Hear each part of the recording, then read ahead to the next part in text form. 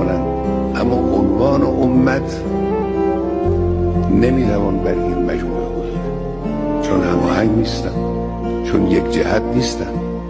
امت یعنی مجموعه انسان‌هایی که در یک جهت به سوی یک هدف با یک انگیزه دارن حرکت میکنن. ما اینجور نیستیم، ما متفرقیم.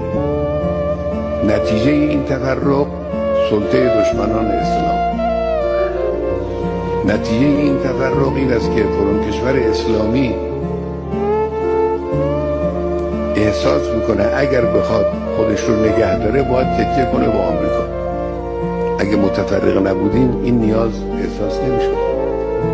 ما میتوانستیم پشت در پشت هم، دست در دست هم از امکانات یکدیگر استفاده کنیم و هم کمک کنیم یک واحد رو تشکیل بدیم.